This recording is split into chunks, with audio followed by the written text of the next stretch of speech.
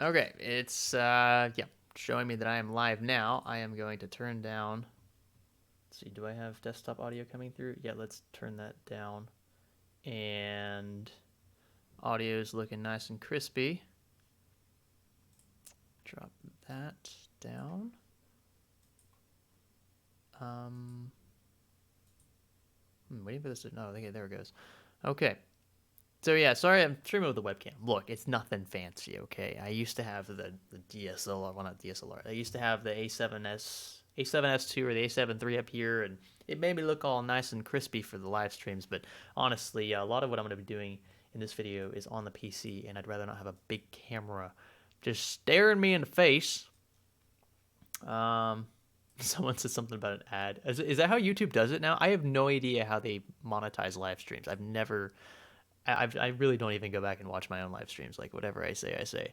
And so yeah, if it's like showing you an ad, that's really funny. It should only be one though. Hopefully it's not like a 30-second ad. That would really blow. Like you're gonna be even further behind in the live stream. So we'll see. We'll see. Renz is asking about how the law stuff is coming, and the lawsuit update is coming very, very soon. We are waiting on the magistrate to rule on the hearing regarding jurisdiction. So for those who are kind of behind on that. I filed a motion to dismiss on grounds of jurisdiction. That means I do not believe that the state of Indiana has jurisdiction over a small business operating in the state of Florida. And my lawyers have done a great job, I think, of putting together that case. So we'll see. It really depends on how the judge rules, and we should know soon. I mean, the hearing was like 3 weeks ago, so it's 2 or 3 weeks ago, so it is taking a while. But I can't tell you much more than that because I don't know the outcome. If the judge says that they have jurisdiction, then that means I will have to defend myself or have counsel defend me in court. And again, this is small claims we're talking about, so there's literally like $6,000 on the line. It's not like a huge class action lawsuit or anything like that. It is small claims, and so we'll see. But yeah, interesting. Okay, so for that, from that, we're gonna move on to the Ryzen 5 3600. Now, you guys probably wondering why I emphasize that particular CPU. And that's because, and I've talked about this before, I really think that that CPU, just like the 2600, just like the 1600 before it, is going to be the best value chip of the lot. And like I've said this before, 6 cores is becoming the new 4-core right requirement. It's really difficult now to get away with 2 cores at all, which is why they've been largely phased out of consumer grade chips. You go for an i3, it's a 4-core now. You go for an i5, it's a 6-core now. You go for an i7, it's an 8-core now, right? So Intel has been forced to kind of play the same game AMD has, and that is force higher core count consumer grade chips to market. And AMD has done a great job doing that. They have radically changed the game. That is undeniable. But I don't want to focus too much on the whole core count argument. I will say, though, very vaguely, that I still think a majority of you are going to benefit the most in terms of value from the 6 and 8 core chips. Anything higher than that, and to me, it is just not justified in the majority of consumers' eyes. Yeah, it's going to sound really good to have a 16 core or even a 12 core chip in your system, but you have to be able to justify the uses for that chip. You have to be able to utilize at least 8 or 10 of those cores. And that's just the cores. We're talking 32 threads here at the most on a consumer grade chip. That's unheard of. So yeah, it's going to change the game, but it's going to take a long time for developers to really push the notion that a higher core count computer is worth having. And one of the reasons for that is because if you develop an application or a software suite or whatever, just a basic program around a 16-core CPU as the mainstream chip involved, then you're going to leave behind a majority of people who are running dual-core setups. And they are a majority. Dual-core, quad-core computers. Most people are, look on Steam surveys, most people are using dual cores, quad cores. Hexacores is where you start to see it drastically taper off. And it's going to take a long time for for those to become, again, the norm. So I'm not totally on board yet with the whole idea that 16 core chips belong in consumer grade platforms. As much as I love the idea that AMD is pushing this higher core count race and they're leading it, frankly, they're forcing Intel to keep up. I really think that past a certain point, software starts to leave you behind. And developers do that on purpose because not everyone can afford a 12-core chip. Most people can't, actually. So there's something to consider there. Also, something else I saw here, there's a really good comment in the chat. Let's see here. Yep, iGrumpy Monk says, I have no idea why people are going for the 3600X and not the 3600. So, look, we don't know yet. We have no idea if the 3600X is going to be a massively good overclocker compared to the 3600. What I can tell you, though, is that based on precedent alone, I don't believe it's going to be that much different. So you'll pay the X tax, but you probably won't see huge gains or the gains that your money is trying to justify. So $199, really good deal for 6 cores, 12 threads, especially with this increase in IPC that we've been expecting from 7nm architecture. But when it comes to paying another 40 or 50 bucks for a slightly higher clock chip, are we going to see those extra gains added on top of what we can do with manual overclocks? Is XMP going to be able to, or XFR, excuse me, going to really scale up those frequencies much higher on the X variants of these CPUs? And in my opinion, I don't think that's going to happen. I really don't. So we're going to have to see. This stuff's coming out soon. You'll see reviews soon. And I'm looking forward to running my tests. I want to talk to you guys about how I'm going to be approaching my benchmarks for these chips, particularly how I'm going to be conducting my Ryzen 5 3600 review, because this is something we talked about earlier in our members live stream, which we just had. If you're a member, then you should have been in that because that would have been awesome. If you're not a member, consider becoming one. Maybe it's like $5 a month, but you're going to get a weekly live stream with me personally. There's only today there was only 2 people in it, right? 2 people, Mr. KF Gaming and Smitty. I know exactly who they are because they were the only 2 in it. I know we have more members than that, but it's just, that's the time that I can do it, and a majority of my viewers are US based, so I think this is a decent time and on the weekend.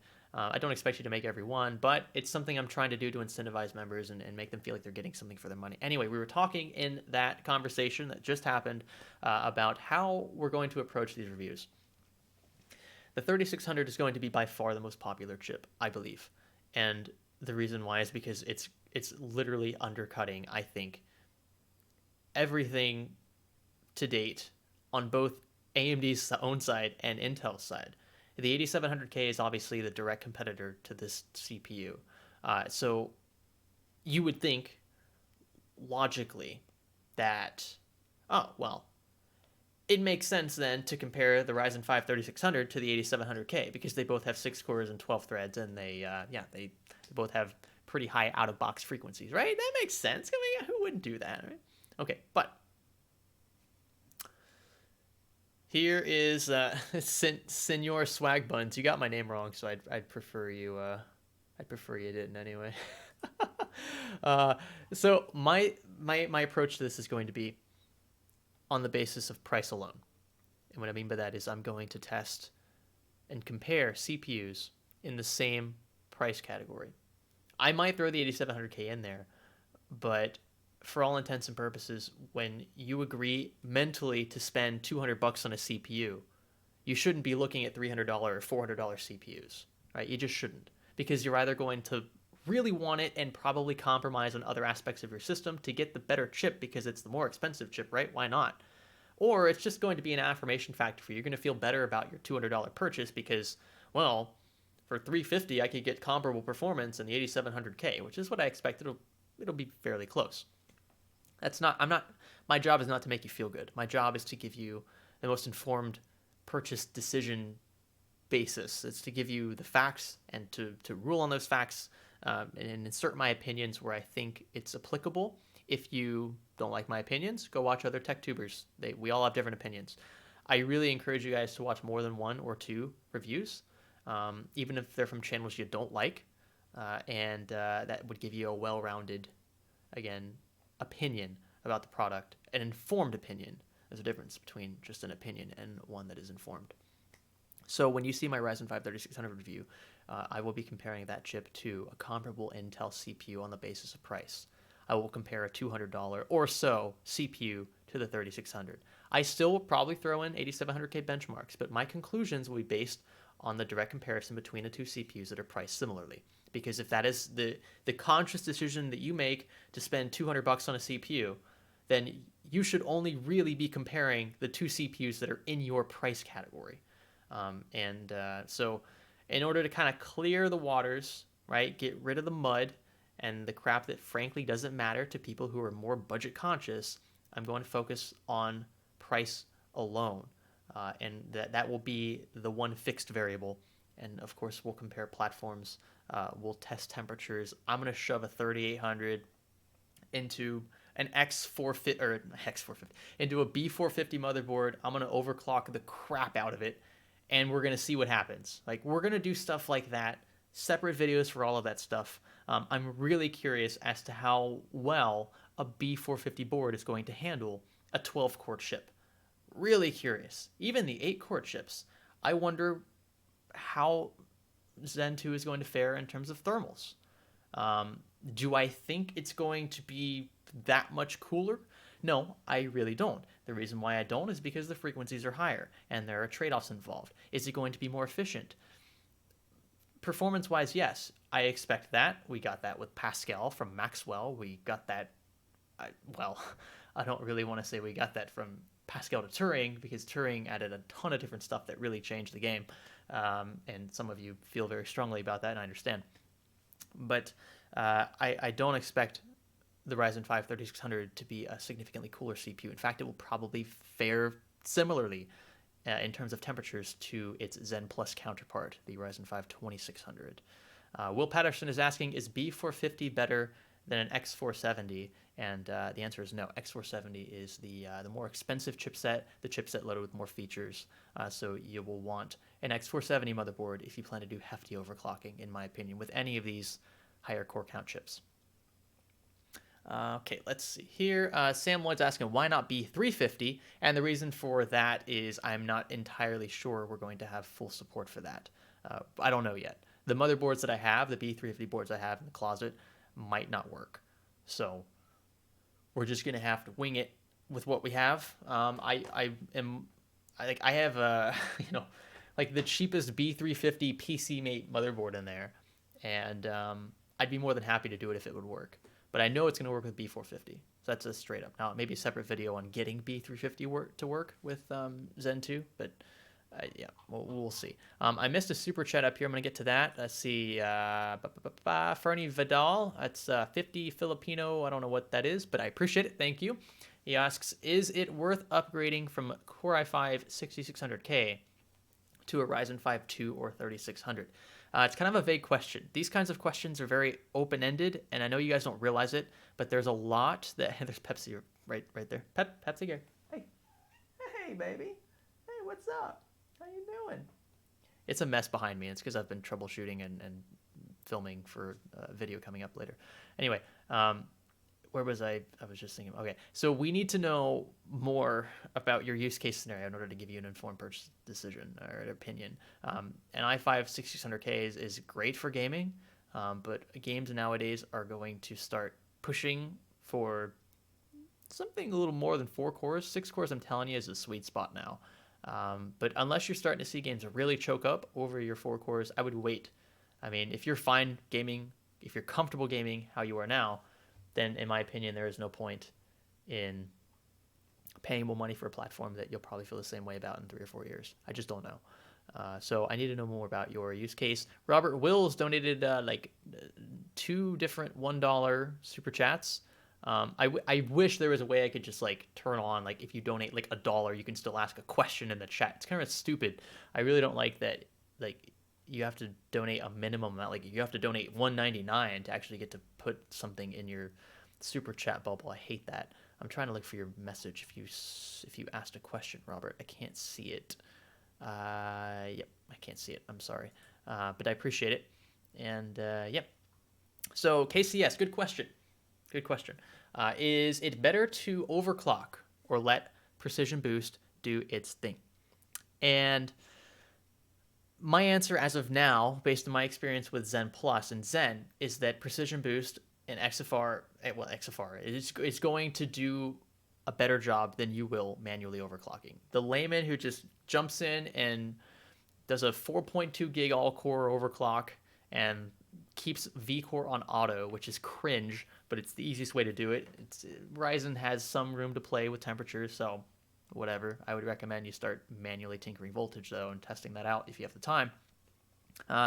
You're going to have a better experience or an equitable experience just enabling XFR, or Precision Boost. So if you really want to reap the most out of your CPU and a lot of what you do is multi-core enhanced, then all core overclocks make sense. XFR 2 won't do that. But in my opinion, I think that Precision Boost is good enough on its own. And I think that will be the case for the 3600 as well, especially the non-X SKUs. Because again, I don't know if it's going to scale these CPUs or know that you have an X SKU and there's a little more TDP headroom. And it's really almost the same chip. It's just slightly better bin, basically.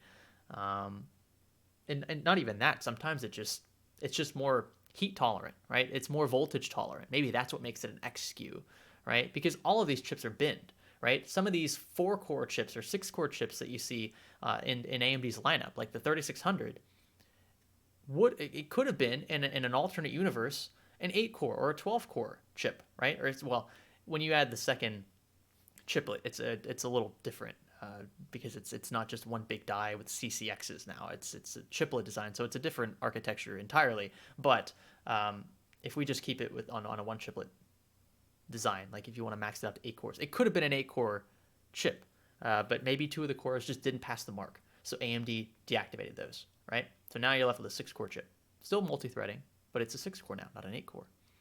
So that's how binning works in a nutshell, right? They just say, do these cores pass the mark? If they do, then great, and we'll sell it as an 8-core chip. Does it handle overclocking well? Does it handle heat well? Can it handle lower voltage as well? Maybe that makes it an X SKU. Let's give it a higher out-of-box boost frequency. There you go. And now it's an X SKU, right? Or maybe it's not an X SKU because it doesn't do that very well. So that's how companies create SKUs. That's how they break them down. That's why you have more than just one offering. Like AMD isn't just selling an 8-core SKU or a 12-core 16-thread SKU. They're selling multiple levels, and you're paying for it. You're paying more for the better bin chips, right? So that's how that works. Mr. Mustachish, I butchered the crap out of that, but I appreciate that $5 super chat. You ask, is that a Breaking Benjamin shirt? Also, do you think AMD can catch Intel for single core? Actually, yes, it is a Breaking Benjamin shirt. It says Benjamin down there. But yeah, my favorite band. And I've seen them in concert 3 or 4 times now. And the first time I saw Breaking Benjamin in concert was with 3 Days Grace and Flyleaf back in like 08, 09. Maybe I was in high school, so it was at least 2010. But I went with McLovin. You guys know McLovin, Jacob. We went with him and my dad and one of my brothers, and we drove to Pensacola and we saw them. That was awesome. That was like one of my favorite concerts. And I've seen them 2 more times since then. Back to your other question, do you think AMD can catch Intel for single core? I don't think they're going to beat them. I'll say that. I don't think, based on what I'm seeing, assuming some of the leaks that we'll address here in a second are accurate, and some of these websites I think are more reliable than others when it comes to leaks. I think these leaks are pretty spot on, though. I don't think they're going to beat Intel. I think they're going to come awfully close to matching them. And that's good enough. I want to make very clear that I'm not wishing that AMD does worse. I still think that there's going to be a very, very small case for Intel in place of AMD. Part of it is going to have to do with the IGP. I talked about this at one point in a previous video. The fact that Intel SKUs have IGPs helps certain workloads, especially when it comes to Adobe Premiere, helps me a lot. That's why my current system is a 9900K system, because it helps me significantly. But I mean, this chip costs $450, $500. Like it's a ton of money, and sometimes more than $500 depending on the availability. So it's a really expensive chip. Do I get that much more performance for my dollar out of it? I don't think so. I think there's a disconnect there, and I don't think the average person probably doesn't take the time to actually weigh that out. So I don't think they're going to beat them. I don't know. What do you guys think about that? Do you think they're going to beat Intel on the single core chart? And what I mean by that, you can say IPC, you can say whatever you want. Let's just use Cinebench. Let's use Cinebench R15 because that's the one. R20 is out now, but R15 is the one we have more scores to relate to there. I really don't think that we're going to see the Ryzen 3 3600 outperform on a clock for clock basis the 8700K. I'm not getting that vibe based on the leaks that I've seen. I do think though that it's going to come within 5%, and again, I'm happy with that. And to some people, like that's not enough. They still want AMD to be ahead, and that's fine. But you got to be really careful with what some of you guys are wishing for. Some of you guys really want to see Intel just get destroyed, and like it's cool to see Intel kind of like have to bend over and take it from AMD, right? That's part of me is like excited because it's really just been Intel pushing it for the longest time, and now to see AMD really change the game in the CPU consumer space and see Intel have to kind of scramble to come up with something, especially while their 10 nanometer node is just taking forever. You don't want to wish though that AMD just completely annihilates them and wipes them off the face of the earth, because first off, that would be really bad for the consumer in the sense that we would suddenly have no more competition. And look, whether you are for AMD, if you're a fanboy or not, you just pick the best value, and that's fine. That's how I do it. AMD is a business. They're just like Intel. They're just like Nvidia. They have different numbers. They have different employees, but their goals are the same. Their goals are to make money for their shareholders, right? To keep the business afloat, to keep the investors coming. They're just like every other business in the world, really. Any capitalistic society is going to look at it this way. And you don't even have to be capitalist to look at it this way, to be completely frank with you. But AMD would, I guarantee you, if the roles were reversed, and they have been in the past, you'd have people on Intel's side rooting for Intel the same way that AMD fanboys are, not even just fanboys, just fans of AMD. I use those terms loosely, but if you're a fanboy, I think it's a blind fandom of something. I don't like that. I think that is toxic and just not productive. But you can still root for a company. You can root for a company to catch up to Intel, and that's what we have now. But I think asking for Intel to be just crushed again, not good.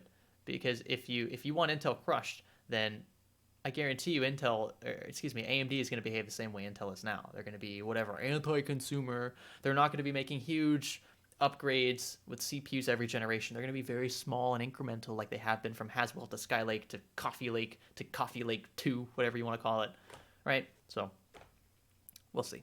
Anyway, enough of that rant. It's a good question. We just got a super chat here from Morty McMort. 20 DKK. I have no idea what that is. Intel will rise again, I am sure, just like with P4. So it keeps coming in waves, right? It's up and down all the time. Intel really started falling off the ball around 2011, 2012. Actually, a little later than Bulldozer Piledriver. But it was good at first, but it quickly showed its age. And Intel still had the IPC crown.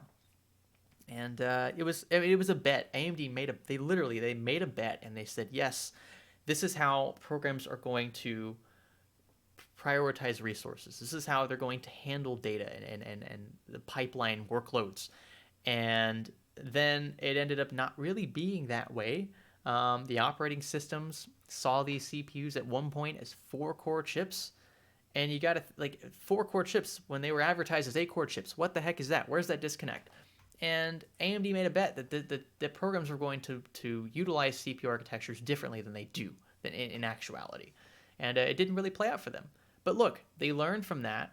They came out with Ryzen. They came out with Ryzen Zen Plus. They came out with Zen 2. You're going to see results from that very soon.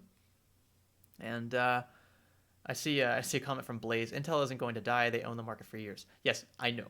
I know Intel is not going to die. They won't. They still own the server space. Okay, they're not going anywhere. But I just want to caution people when they say they want to see Intel fall. That is dangerous because that mentality, it's kind of like just like you're seeing in a tunnel.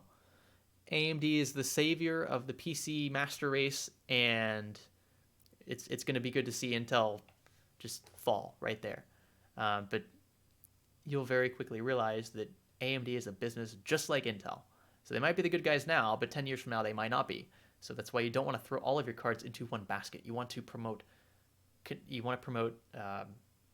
competition. That's the word I was looking for. Competition is healthy. The more competitors you have in the space, the more competitive the prices are. That's good for the consumer.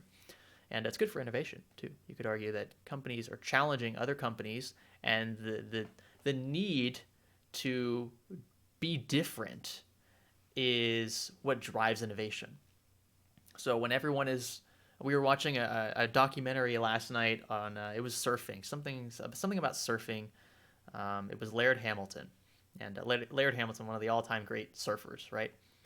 And they were on, I think it was Maui. I don't remember if it was Maui or Kauai in Hawaii. And they were surfing, and they love surfing. He was doing some cool stand-up stuff, and they were experimenting, and they love to experiment.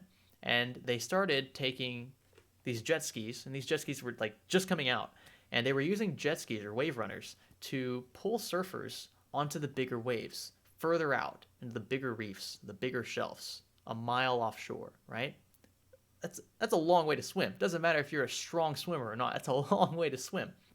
And they were using wave runners, and they were using straps built into the surfboards they were using to pull themselves onto these big waves. We're talking 30, 40, even 50 footers.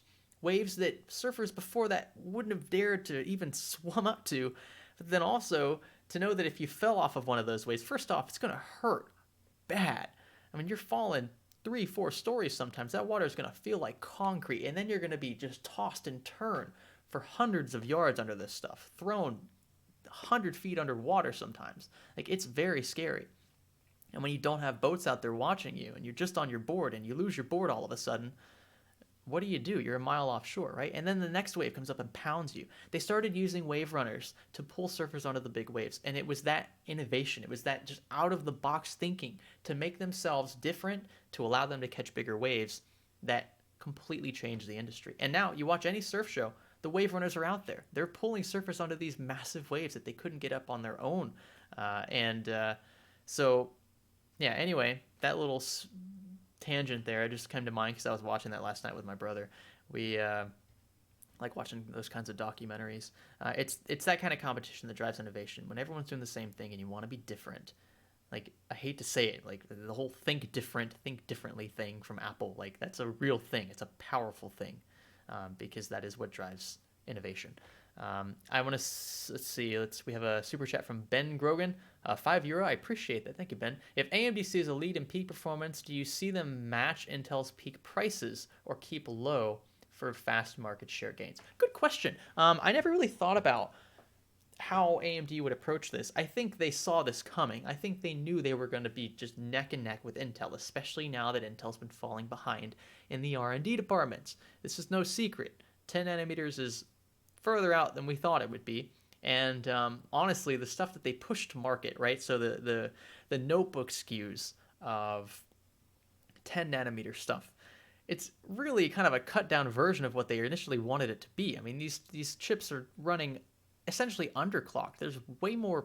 There's a lot of performance gap there that they like to see closed in. The problem is the fab is just not getting it right. These chips are not being literally fabricated as well as they would like them to be. And that's part of the issue with the entire node, the entire process. It's taking them longer to produce chips that they think are viable for market. And so it kind of felt rushed, the whole notebook 10 nanometer thing. Anyway, that is something that Intel knows is coming, is AMD is here. And now that they're here, does AMD decide to raise prices in response to Intel's stubbornness, right? Being that they've been the market leader for a very long time, and they have objectively the better chip when it comes to just raw IPC. a better single core performance, which is useful for a lot of things because a lot of programs rely on just 1 or 2 cores. Now that AMD is at that point now, do they suddenly respond by raising prices? Because they can, because Intel left that gap there. Intel saying, I'm not budging anymore. I'm already really high up there in terms of price. And we've come down a little bit, but we're a premium company. We charge more because we can, because we're Intel. And I'm not saying Intel actually says this, but this could be the scenario. And AMD's saying, well, there's nothing too special about you now. You might own more market share, but we're coming up on your heels, and we're going to start taking over some of your server space as well. And look, our IPC differences are within the margin of error. You know, why are you charging way more than we are? And Intel's going to say, because people are still buying our product. And that's true, they are. People are still buying Intel SKUs, even though, you know, inventories are...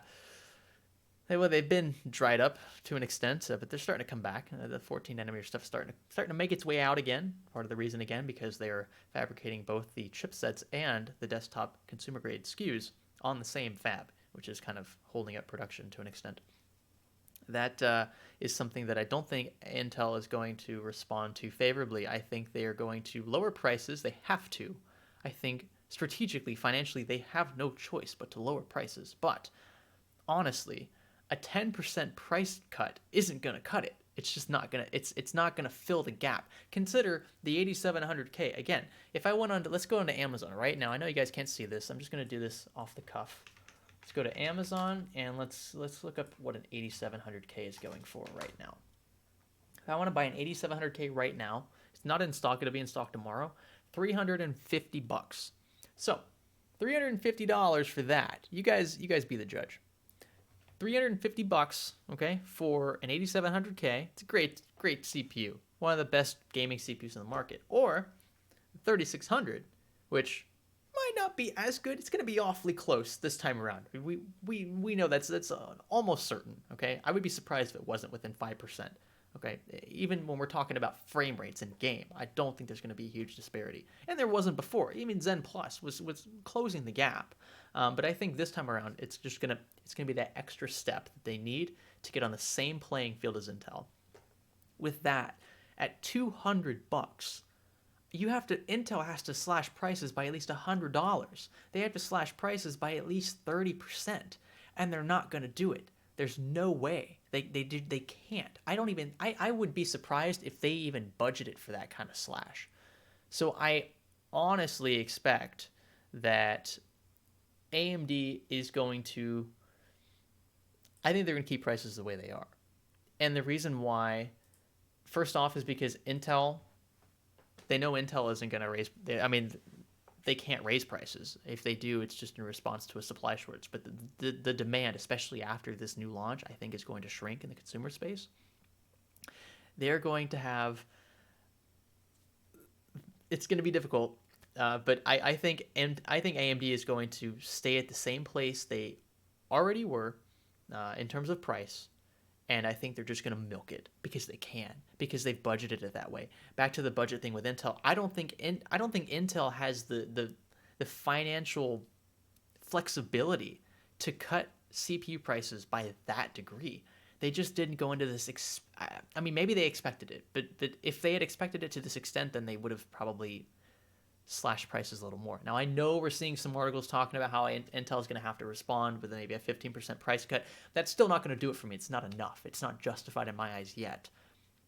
So when I review the 3600 against the insert $200 Intel CPU here, the 9600K, I don't know. It's just one of those Core i5 chips because that's what it's going to be. We're going to be running streaming benchmarks. We're going to be running game benchmarks. We're going to be doing a ton of stuff, productivity benchmarks.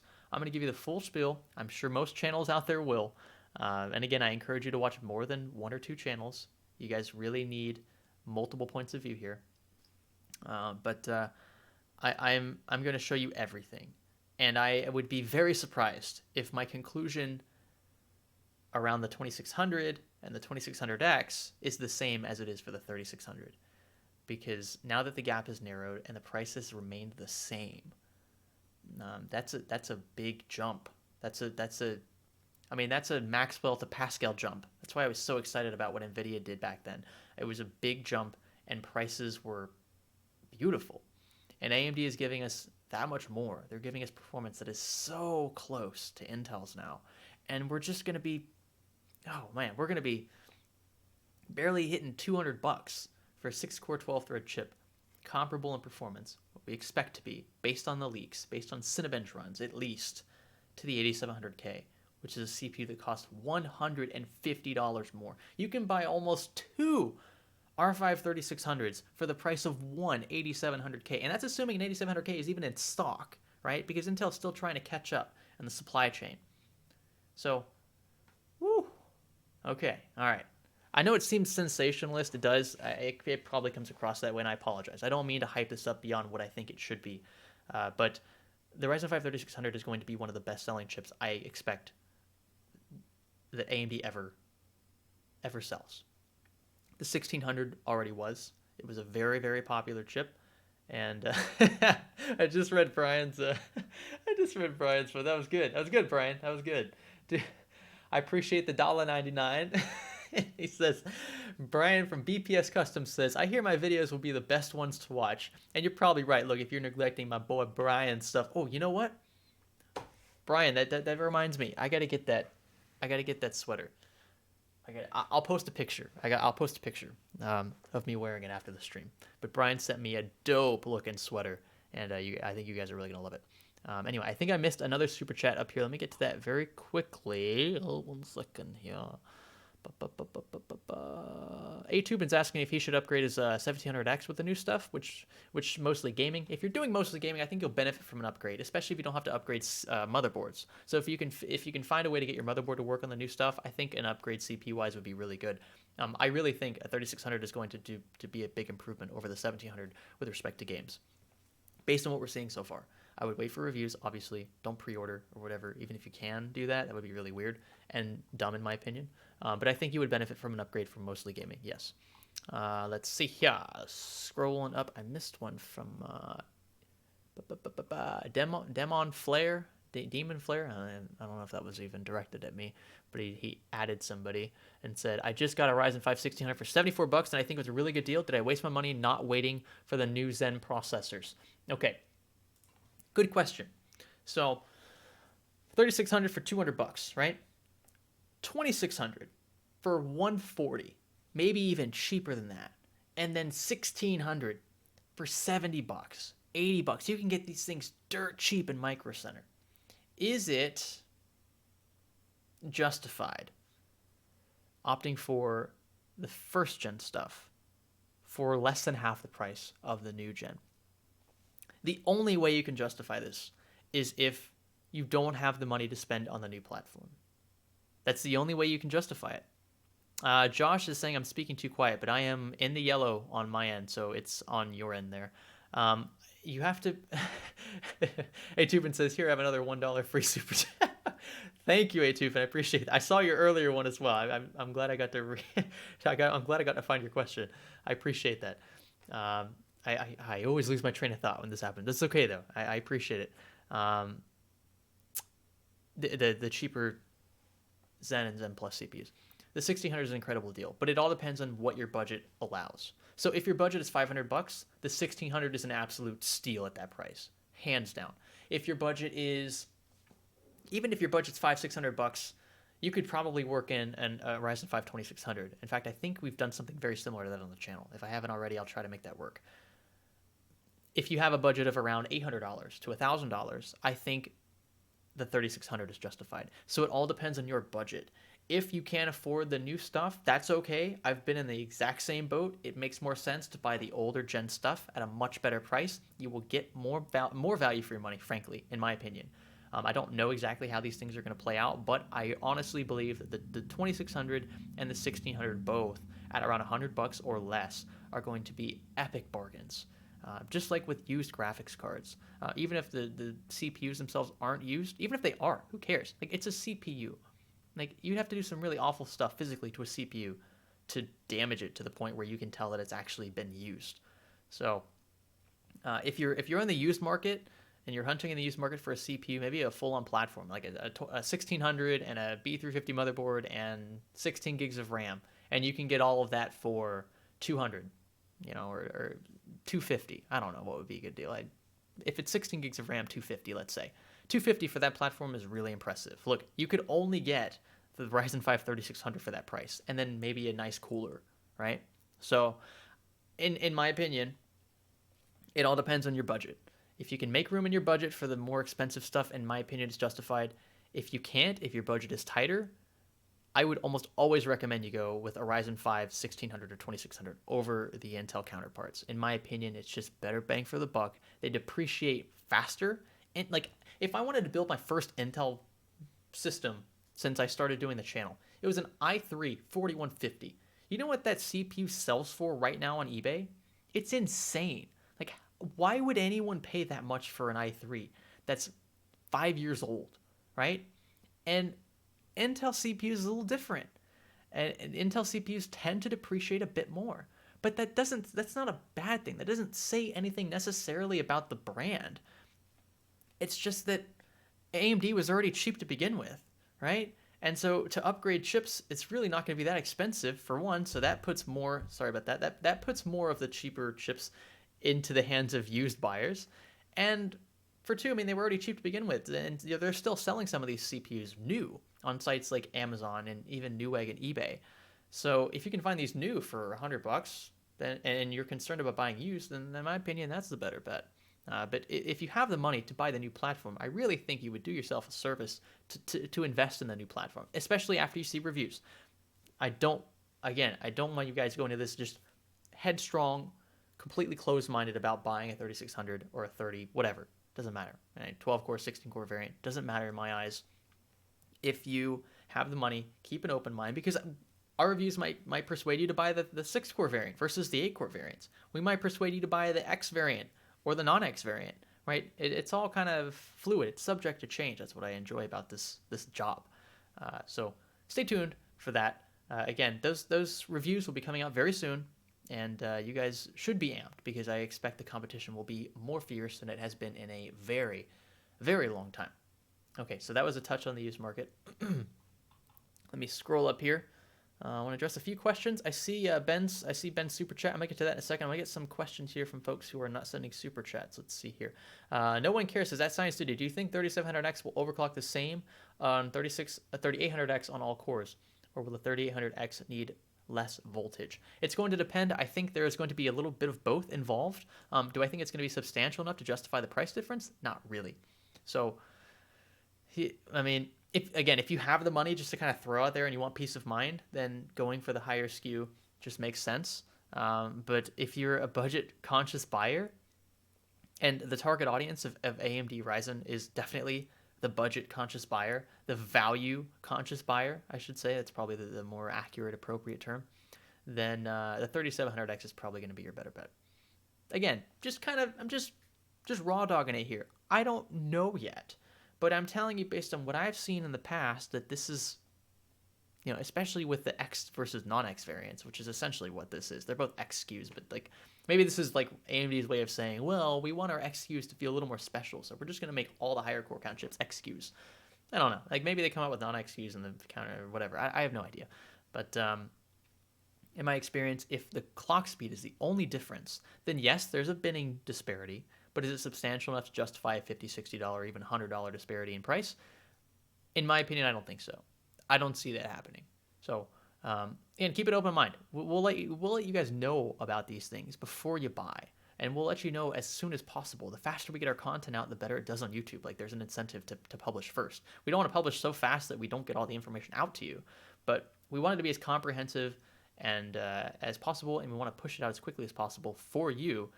Because it benefits you as the purchaser, so that things don't go out of stock quickly, and it also benefits us in the YouTube space, because the videos that obviously are the first to break the story are going to be more successful on the on the platform. So let's see, scroll down here. I'm going to get to Ben's super chat here. One more quickly. What makes server chips besides ECC support? AMD confirmed ECC Matisse consumer board plus 16-core chip replacing Intel entry-level servers. There are a few different things. Server chipsets are different. So server CPUs that are intended to be used in conjunction with server chipsets can be different. The way in which they allocate lanes, all of that will differ from just a generic consumer grade board. So there's a lot to consider, and it's not going to be the same for every server grade board out there. But what I can tell you is that a lot of it is just going to be who they market it to. So same thing with ISPs, right? If I went to Comcast and I told them, yeah, look, I run a small business and I'm looking to start up like a business home internet solution. I'm using Comcast because my parents had Comcast back when I used to live with them before I was in college, and Comcast was pretty trash. So I feel like this is a good one to use. So Comcast will say, okay, so you want a business plan? What do you want? Megs, ups and downs. I would say, like, let's just say if they offer a gig solution, up and down, so gigabit internet, right? They might charge the business like $400 or $500 a month. Now the advantage is for the business, you get quicker support. So if you call Comcast Business, you're probably going to get someone on the line pretty fast, and that's because these are entire businesses relying on your internet. Businesses have more weight than an individual consumer in general, so they're going to prioritize the business first. They separate the suites so that they can treat them differently, right? This is the case with a lot of different stuff. I'm just using ISPs because a lot of people can relate on this channel with an ISP. Now, Comcast Consumer, or whatever they call it, Comcast Residential, will be a lot cheaper for the same internet speeds. For the exact same internet speeds. You get different support, and I'm not trying to say that with server boards you're going to get better support, although in a very general sense that is probably the case. If you're buying a server board and a server SKU, obviously ECC memory is a big advantage, but a lot of it has to do with the chipset. A lot of it has to do with support. Like server chips in general won't usually have IGPs. Server chips in general can be cheaper than their consumer grade counterparts. One of the reasons why would be IGPs, but they could also be more expensive because of ECC memory. They could be more expensive because maybe the platforms are more expensive. Maybe the motherboards are more expensive. So from a finance point of view, you could say, well, because the motherboards are more expensive, it just makes sense to charge more for the CPUs they're going to be using in the motherboards, right? Why not? Because people are going to pay it anyway. They're paying this much more for the motherboards. So just a way to get you to look at it. You can pull up spec sheets and look at all the advantages of a Xeon chip, for example. But a lot of it has to do with how they market it. Honestly, that's a really big deal. That's it. Let's see. Yeah, good point. Mr. Insight said business ISPs get priority traffic, and that is the case for... I know Comcast does it for sure. That's why I use them as the example. I'm not sure how other ISPs handle it, but businesses, again, are more important. You're going to treat them like first-class citizens because they pay more, right? And they usually have a lot broader clientele. And if the business isn't getting service from the ISP, then the business is going to use that excuse to its clients, and then its clients know that ISP is just terrible. So you really want to make sure that they're happy. Let's see here. Follow Nero at Science Studio. Got a 6950X 4.3 gigahertz last year for €600. Cheaper not to downgrade from X99 to a consumer board. Is the 6950X going to stand against Ryzen 3? Not expecting to win. 6950, I mean, that's like, those are very, very different platforms, very different target audiences. I don't think... I don't know. I can't say for sure. I've benchmarked the 6900X. You can compare that to something like consumer grade chip like the 8700K or the 6700K. But if you're already on that platform, you put all that money into it, I would just stick with that as long as you can. There's no reason to really downgrade per se, unless you want to just sell out right now. If you can sell that platform and get a lot of money, then I think that's a wise choice because that platform's a dead end. And if you invest in, say, the AM4 platform or whatever, it could be whatever Intel offers next, then I think you'd be doing yourself a favor. But it all depends on how much you can sell that platform you're currently on X99 for. So we'll see. Or X299. Is it X299? No, X99. Yeah. X99. That's what it is. You get them all confused. Anyway, now a couple more questions here, and then we'll wrap this one up. I appreciate you guys for watching. About 600 people watching. It's pretty awesome. And I'm seeing a ton of... I literally have the chat pulled up right. It's what I've been looking at this whole time. The camera's there, but I've been looking at the chat the whole time. I want to make sure I didn't miss any super chats here real quick. Ian Thompson asked, is it worth the money to go with X570 over X470 for 3700? My answer is no, it is not. And the reason why I'm saying it's not is because AMD told me that it's not. AMD said if you have X470, unless you want like support for PCIe 4, maybe you have like a Gen 4 M.2 drive and you want to reap the benefits of like a faster drive, then that might be one of the reasons why you should go with X570. But AMD straight up told me to my face that people on X470 are already good enough. Like they're not going to have any issues. So I'd take that at face value. I mean, if AMD is telling you that, like I wouldn't trust the motherboard vendors per se, because the motherboard vendors want to sell the new boards. Like that's a goal of theirs. So like when MSI told, I forget who it was, like MSI told somebody that, or I saw it in a chat or comment or something. MSI said that they recommend upgrading to X570 for the latest Zen 2 boards. I think they said something along those lines. And my response to that was, well, of course they did. They want to sell those motherboards. They have to make a case for them. And in my eyes now, the only case that I see is using some really freaking fast NVMe M.2 drives, because that's really the only place you're going to see Gen 4, PCIe Gen 4 actually work out. Apart from that, chipset-wise, feature-wise, you're not going to see much of a difference between X470 and X570. So if you already have X470, my advice to you, even before I get these CPUs, is don't upgrade. Because I've been told enough about these chips from AMD directly, I've been told enough about these chipsets, excuse me, that I'm confident enough to say that you shouldn't expect to buy a new motherboard if you're already on even B450. I would wait.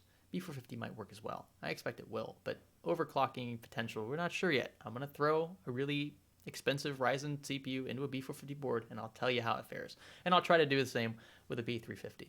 I did that with the 2700X. I'm pretty sure I threw that in a B350 board as well. Terrible VRMs on that board, and it still worked. I mean, it was pretty hot, toasty VRMs, but, you know, we'll see.